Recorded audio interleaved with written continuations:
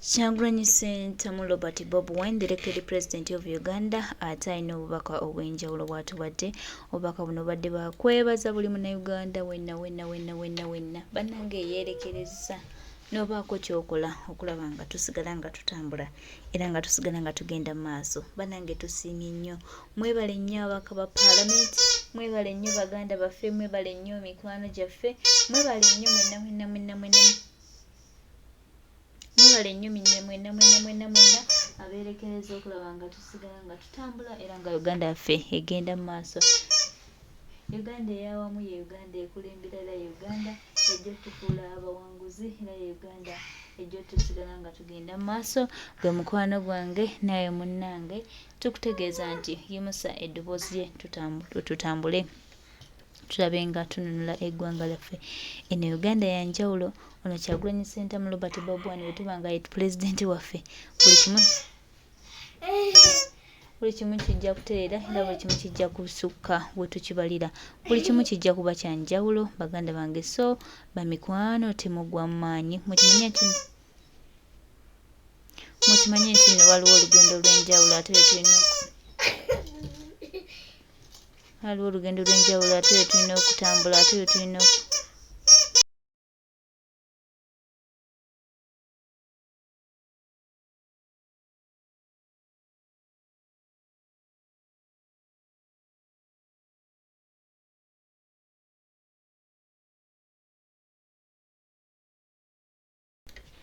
waliwo olugendo olw'enjawulo tukyalina okuba nga tutambula ate nga tubasuubiza nti tujja dutambula. Tujja kuba nga tulambula anti-nation platform. We the nation platform with His Excellency Kyagulanyi Ssentamu Robert Bob Wine, everything is possible. Teri agambayo. Lubadde lunaku lwa njawulo, lubadde lunaku lwa njawulo era banange Uganda yaffe eno ejja kufuna obwetuwaze. Uganda yaffe eno ejja kuba ey'enjawulo baganda bange, mikwano gyange. Olunaku bwe luwedde ekibiina kiguddwawo gagadde matabuta. Bino bye biruma baleyaye.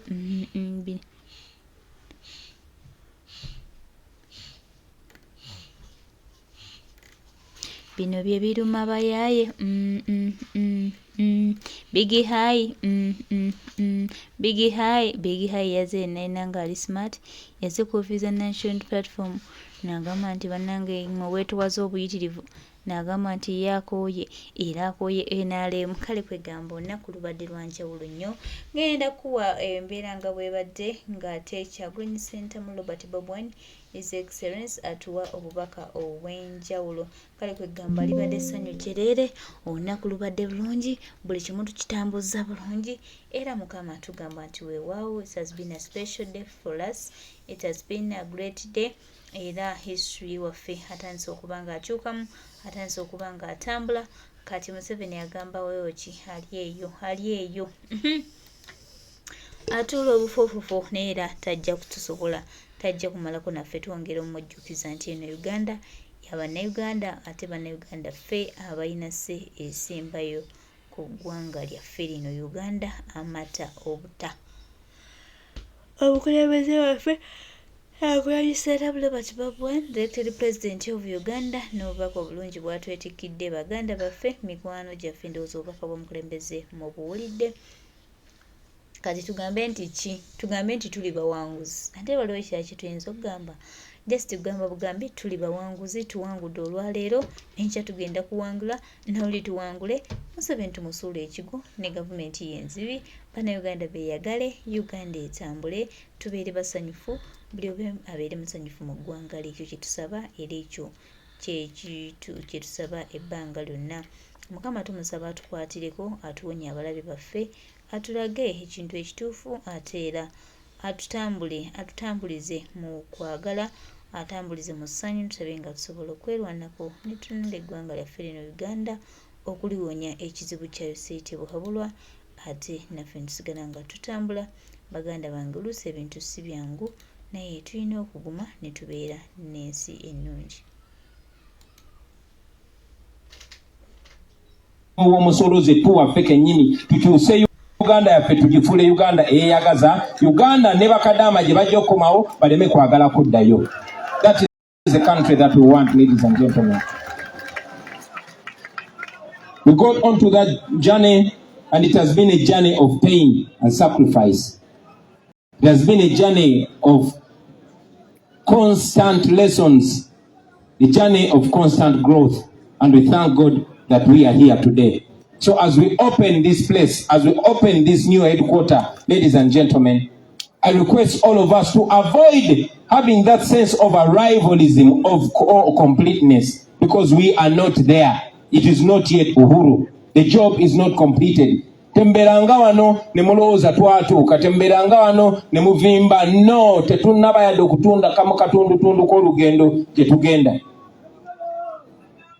May this headquarter, ladies and gentlemen, be a monument for the struggle for freedom.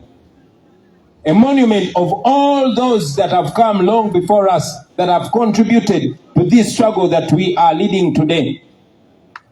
And may it be a monument for those that have paid the ultimate price with their lives for the freedom of this country. Ebifaananyi awo ebyo twabiteekaawo bibeerenga bitujjukiza buli muntu yenna kufa abali wano n'abo abali ewala aligezaako okwagala okwesiruwaza. Tusaba atunenga kwebyo ebifaananyi amanye nti waliyo abaawaayo buli kye balina na buli kye bali okulaba ng'eggwanga lyaffe lino lituuka gye lirina okutuuka. Let those noble memories guide us, ladies and gentlemen. This comrade Yasin Kauma, Rita Nabukenya, Dan Chirine, Banji nyo. They no longer exist with us physically, but they exist and they are tattooed on our hearts. We shall always remember them. We shall always salute them. We shall always respect them. We shall always think about them. So, brothers and sisters, again, I want you to know that what we are opening today, this, our new headquarters, is certainly not the best headquarters. Mwena mwalabe ekifaananyi kye twasooka okubalaga kyanjawulo ku bizimbe bino bye tulina. Wano twali twagalawo floors na nnyingi nnyo. So this is not what we want. We want it bigger and better than here. But this that we have should be seen as a command post for the struggle for the liberation of our country, for us and as NUP and all other forces of change. So again, we must not relax. We must never ever relax. Tetuzikizanga, temuzikizanga bachali bange paka nga tutuuse gye tulina okugenda. With the little resources that we receive compared to the challenges and problems that we have, this is what we've been able to put up just as a glimpse. Ngapa kubira tochi in a new Uganda. Chiche tusobola okukola nga tusoloza sente z'omusolo nga tezibbibwa. What can we do with the taxpayers' money? All the trillions, what can we do? What shall we be able to do with the oil that we have in Uganda? With the gold that we have in Uganda? But most importantly, with the current taxpayers' money that we have in Uganda. So this is just a small example, ladies and gentlemen, and with the guidance of God and with your support, when we finally kick Museveni out, free our country, and we are in charge of your country. Man, oh man.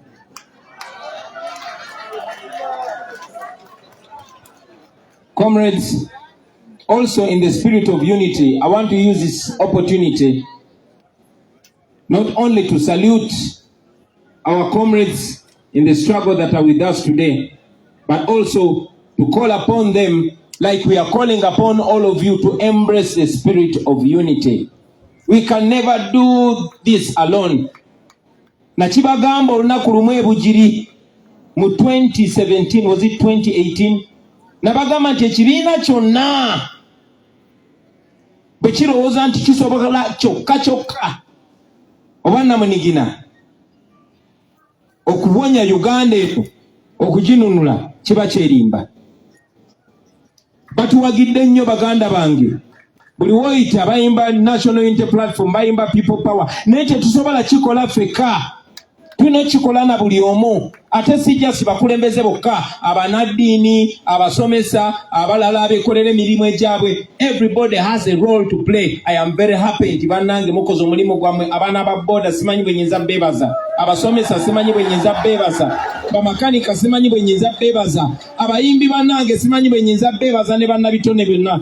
Mukoze omulimu ogw'amaanyi. Let us continue working together, but most importantly, let us lead by example. Let us lead by example, ladies and gentlemen. Mwe abaana ba People Power namwe aba NUP. Katonda watutadde atuchallenges buchallenges. This love that has been shown to us by our comrades is supposed to humble us. Okwagala kuno kubatuwadde tekugezanga kone kukuwanika amampati wabula njagala kukukakkanye. Njagala mmanye nti batuchallenges. Era nse tunuulidde bukulembeze ki bwe tu offeringa. First and foremost to promoting a unity. Dr. Besigye akyogeddeko sisobola kiddamu kwenkanaddemu. Ne munzikirize nange nga teddoboozi lyange ku bigambo bye nti omuntu yenna alwanyisa abalwanira eddembe okukwatagana ye mulabe number 1. Mu preaching a unity. Ate omuntu yenna bw'alaba ng'omusana mumuwaanirize n'emikono ebiri nga mujanjudde bwe muti. Omuntu yenna bw'akeeranga ku makya n'alaba nti ddala ekituufu kye kirina okugobererwa, ekikyamu tekirina kugobererwa, mumwanirize. Togambanga nti nze ndikawo kadda, buli omu mumwanirize. Muganda wange Big I, in a very special way, I want to welcome you. This is our country.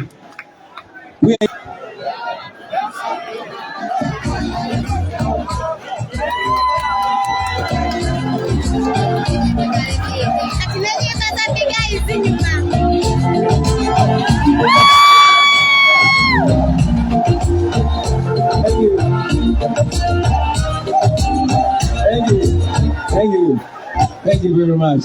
Ufunye azibande material. Thank you very much. Atebo tukwata omulungi tuyinza n'okuwa ekyanya. Thank you my brother.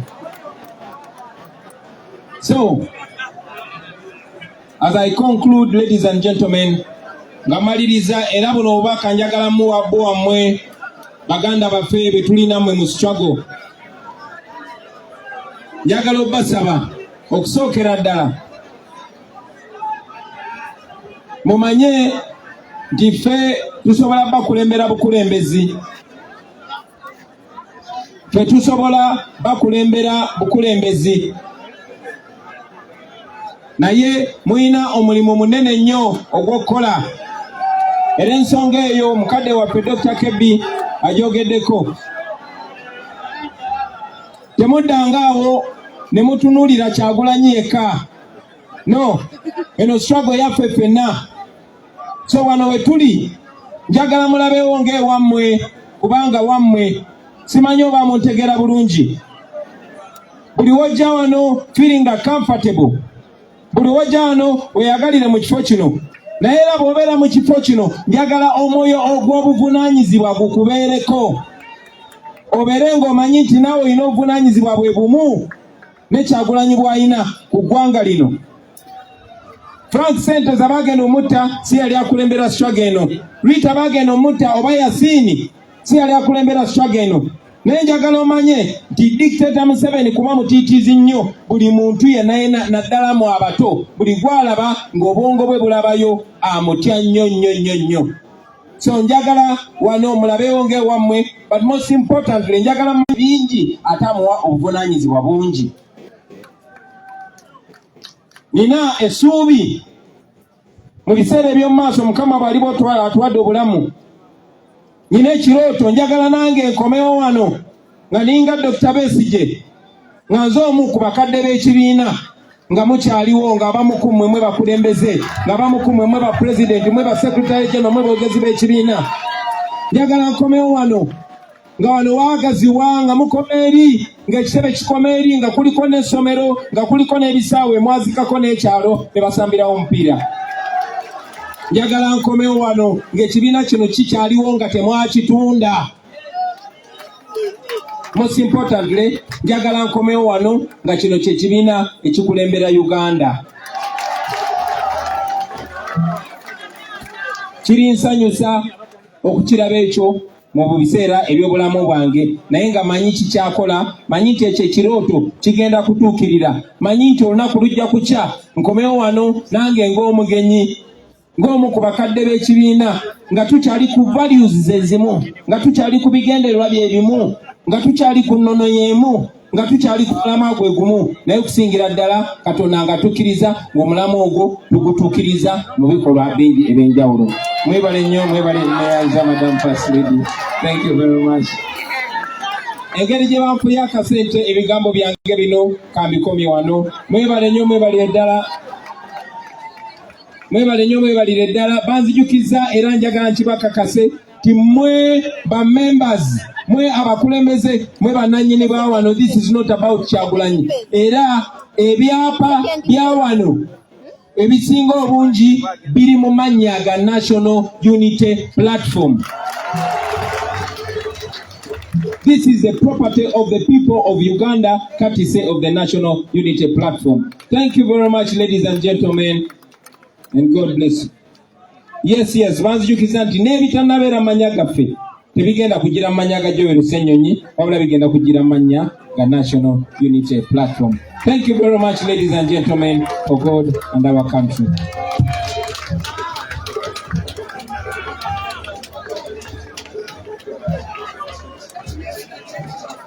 Olutalo nga luwedde yambale ngule,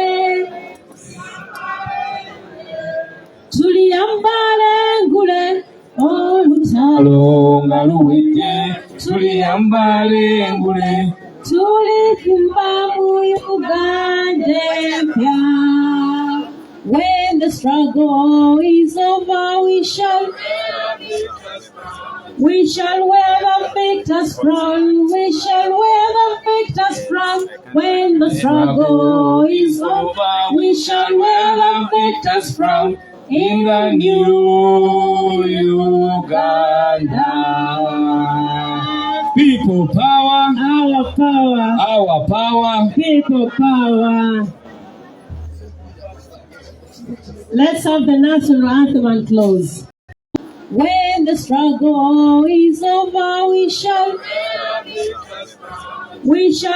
the victor's crown. We shall wear the victor's crown. When the struggle is over, we shall wear the victor's crown in the new Uganda. People power, Our power, our power. people power. Let's have the national anthem and close. Oh, Uganda, may God uphold thee. We lay our future in thine hands. United, free for liberty, together we always stand. Thank you very much. Twagala okwebaza mwenna abaliwo, mwenna babaddewo. The president, let's allow the president.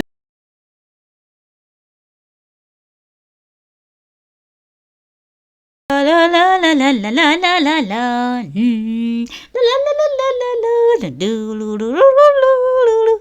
Ebigambo munange sibina anti omukulembeze yava okwogera. Ndowooza ebigambo by'omukulembeze baganda bange, mikwano gyange mwenna ababaddeko mubiwulidde bulungi. Kyagulanyi Center mu Robert Babwine, the elected president of Uganda. Yoyo president waffe, president w'abantu, president wange, president wo.